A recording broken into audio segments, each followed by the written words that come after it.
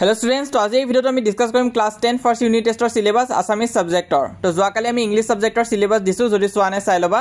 তো আজি আমি আসামিজ সাবজেক্টৰ সিলেবাসখন ডিসকাস কৰো। তো বহুত স্টুডেন্টসে খুদি আছিলা। তো চোৱা টেক্সট বুকত তোমালোকে চাব লাগিব বৰগীত।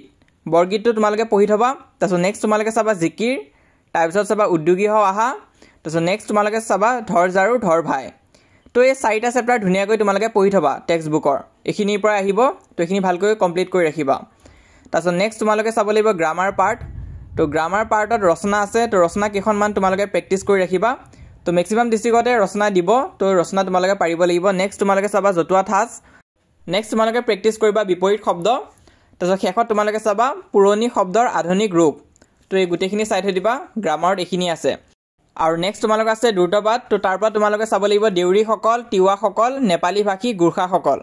তো এই তিনিটা জনগোষ্ঠী তোমালোকে চাই থৈ দিবা। তো ওভাৰঅল এইখিনিৰ পৰাই তোমালোকৰ গোটেইখিনি কুৱেশ্যন আহিব ফাৰ্ষ্ট ইউনিট টেষ্ট এক্সামত। তো এইখিনি তোমালোকে ভালকৈ কৰি থৈ দিয়া। মেক্সিমাম চান্স আছে তোমালোকৰ মে' মান্থৰ লাষ্টত বা জুন মান্থৰ ফাৰ্ষ্টত এক্সাম হোৱা। তো তাত যদি হয় তেনেহ'লে এই চিলেবাছখনে ফ'ল' হ'ব। আৰু চবে নিজৰ নিজৰ ডিষ্ট্ৰিক্টখন কমেণ্ট কৰি জনাবা। আৰু এতিয়ালৈ যদি আমাৰ হোৱাটছএপ চেনেলত জইন কৰা নাই, সোনকালে জইন কৰা। লিংকটো পিন কমেণ্টত দিয়া আছে, তাত ক্লিক কৰিলে তোমালোকে হোৱাটছএপ পেজটো পাই যাবা।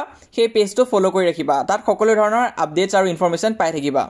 তাৰোপৰি এইটো হৈছে আমাৰ ইনষ্টাগ্ৰাম পেজ। যদি তোমালোকে ইনষ্টাগ্ৰাম ইউজ কৰা, তাত আমাক ফ'ল' কৰি ৰাখিব পাৰা। আৰু যদিহে ইনষ্টাগ্ৰাম ইউজ নকৰা, কোনো কথা নাই, আমাক ইউটিউবত ছাবস্ক্ৰাইব কৰি ৰাখিবা। আমি যিমান পাৰোঁ তোমালোকক ইউনিট টেষ্ট এক্সামৰ কাৰণে সহায় কৰি যাম।